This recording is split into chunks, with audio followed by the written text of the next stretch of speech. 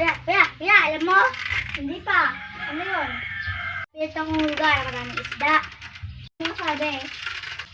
Gatoksin, kuya. Kaya ko ng lambat. Tapos isang oras, puno na ang isda ang lambat. Ano oras mo ito? O, di ba kuya, ang dami? Pero mas maraming isda sa ilog na pinuntahan ko. Manawala ka man sa hindi. Anong ibig sabihin, kuya? Kung maraming isda doon.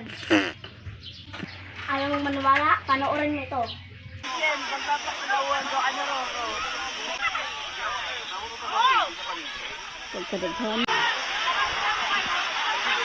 Wow, awesome! Ang daming isda. Bilib talaga ako sa'yo, kuya. Alisin mo muna yung isda bago mo ilagay ang lamba. Ganun ang karaming isda sa ilog doon. Thanks for watching.